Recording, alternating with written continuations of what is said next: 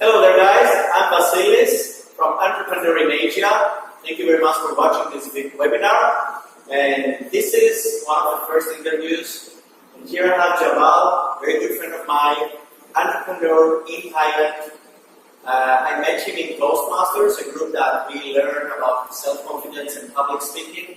As you know, all entrepreneurs like you, like me, like Jamal, we always want to develop.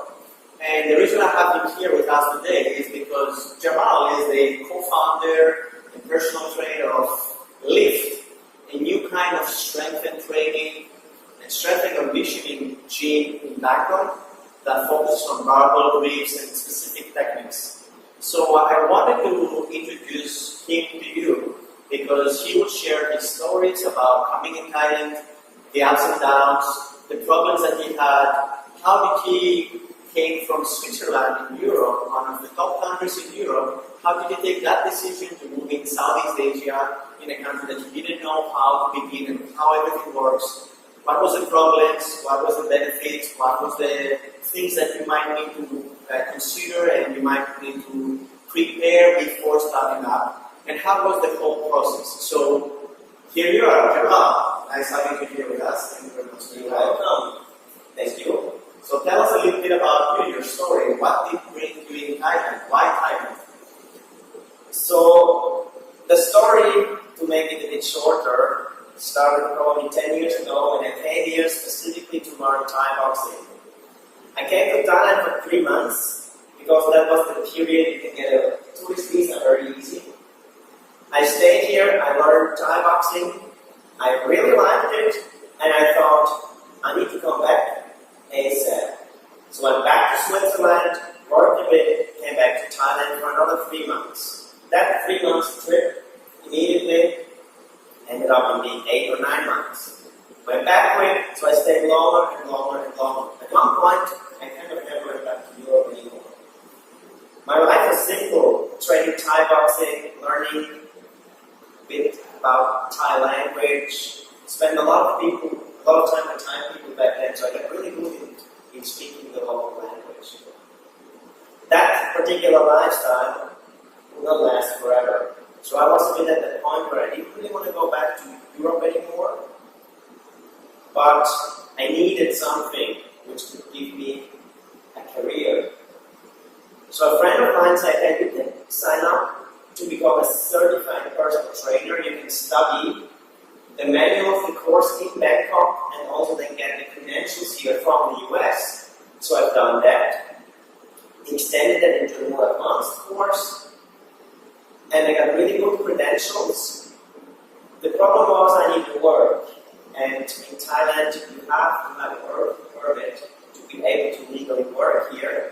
So I needed to find a job as a coach or a personal trainer or whatever you want to call that. So I talked to a lot of gyms, smaller boutique-style gyms are the ones who hire foreigners. The big chain gyms, most likely not going to do that. And I found a job at one point, and I worked at that company for 3.5 years. Let me interrupt you. I would like to go backwards a little bit in your story and ask you about how did you feel living in one of the highest income and best economies in Europe and coming in Thailand?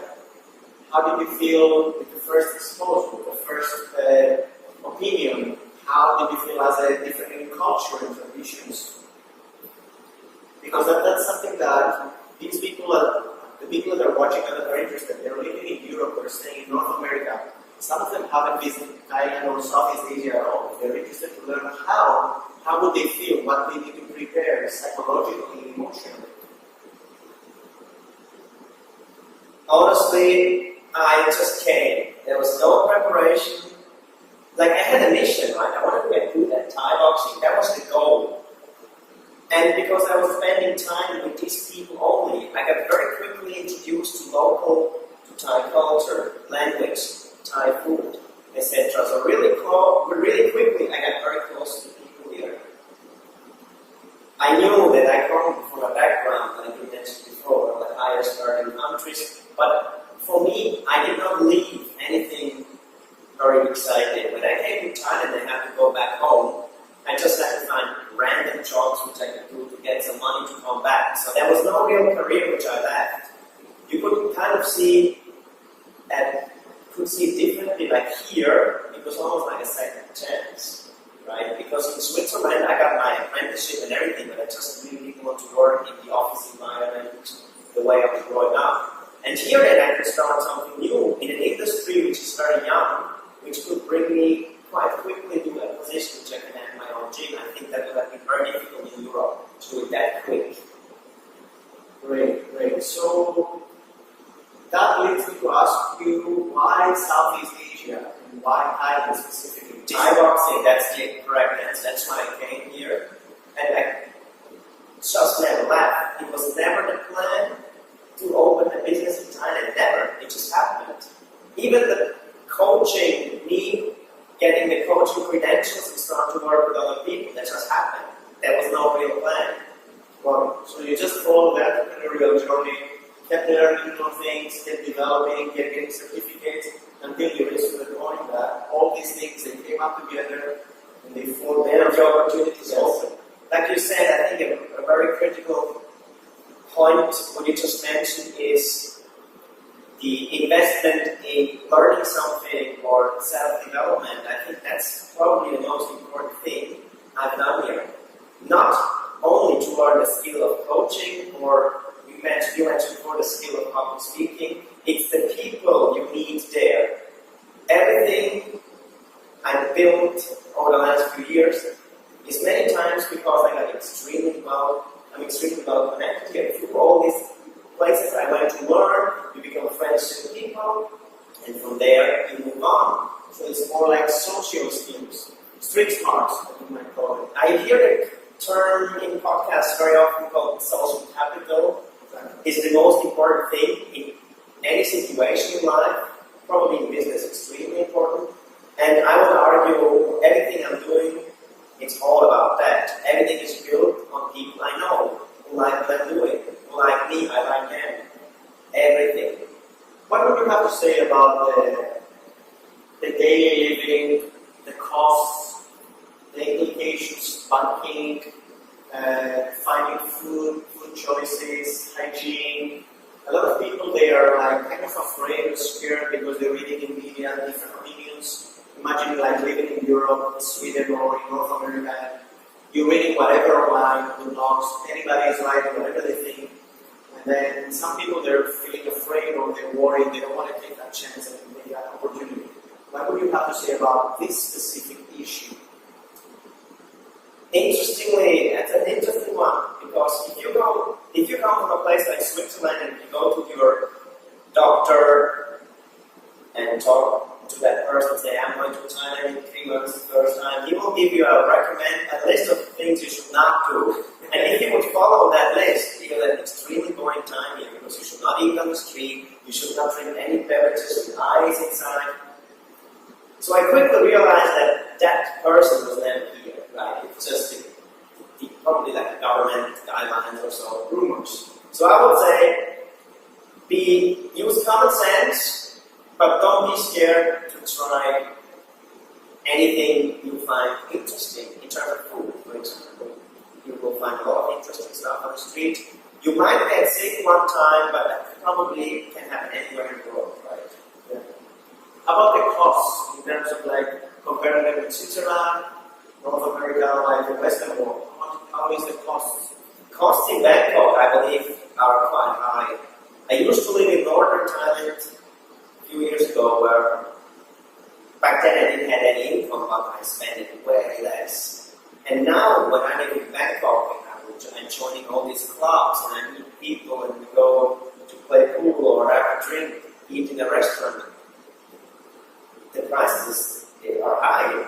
If you go out, the nightlife in Bangkok, I think drinks are like Switzerland.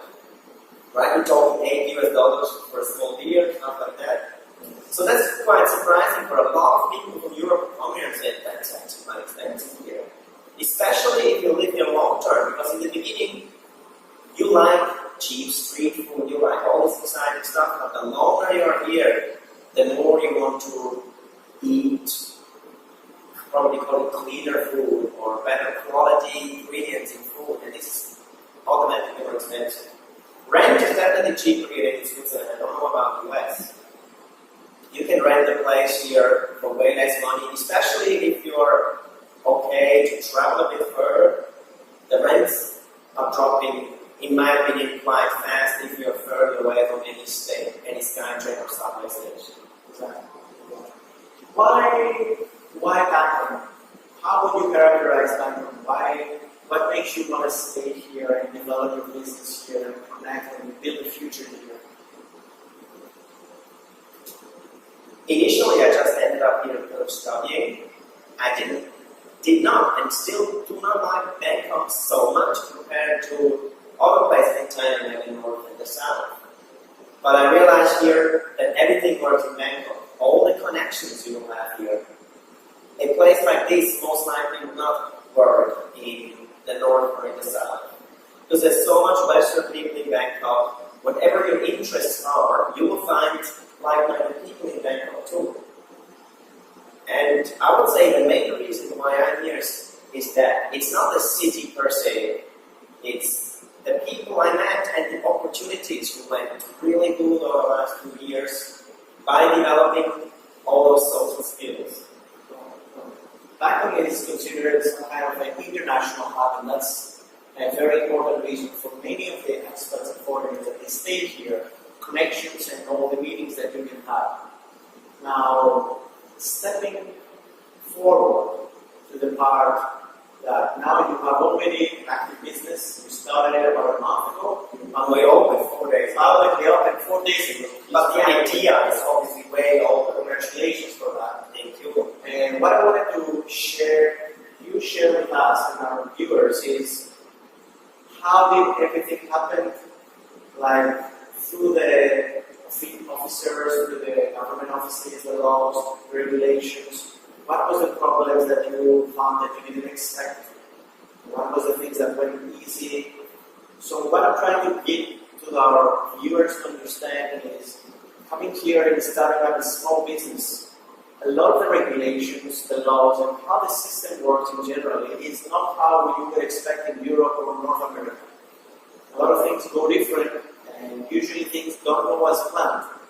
So I just want you to give me like your experience, maybe something that happened that you wouldn't expect and you learned out of this, something that would benefit people that want to come here and start a small business.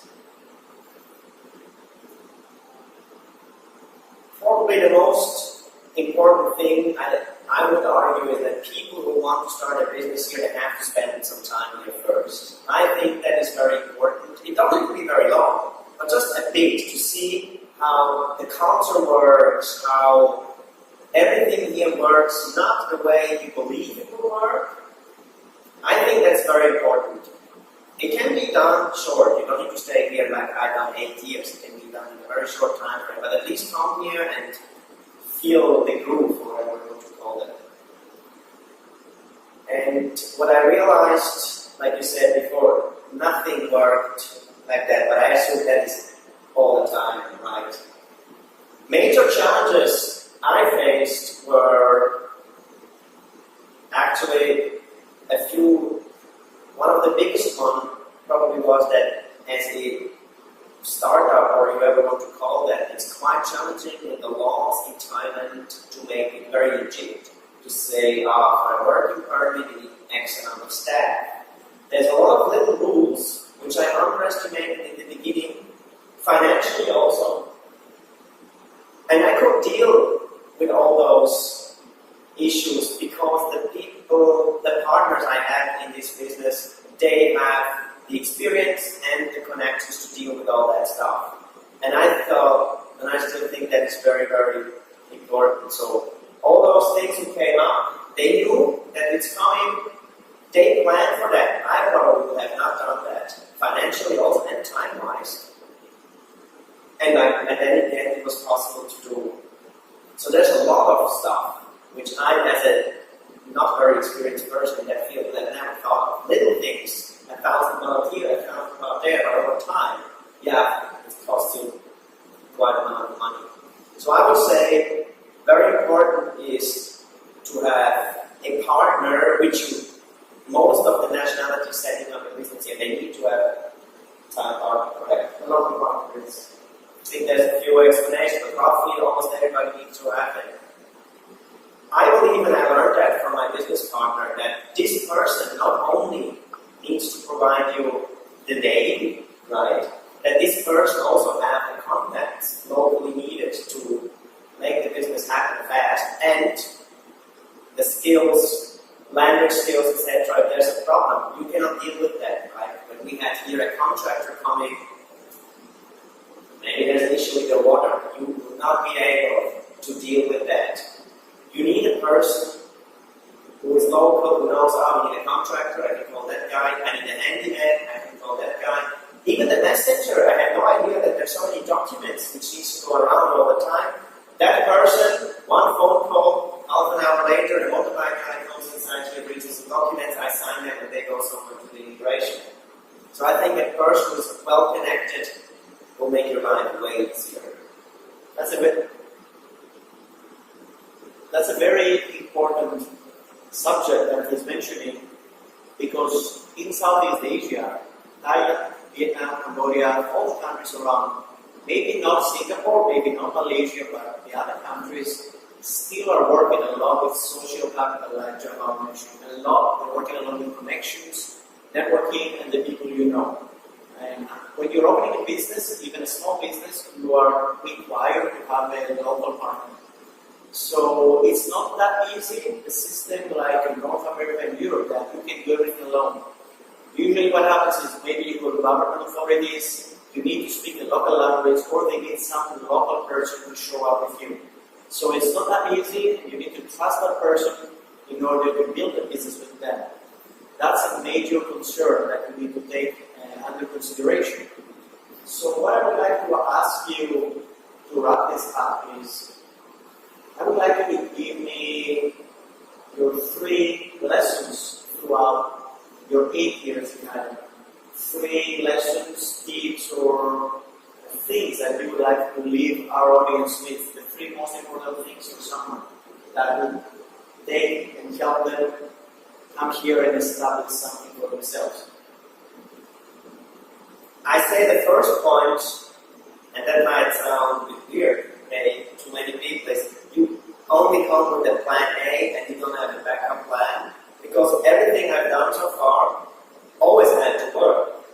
And you go in 110% because, well, if it's not working, I'm going to do B. No, plan A, if it's more or less a smart plan, is going to work if you put anything on work. So I believe this is important. You go in, do it 110%.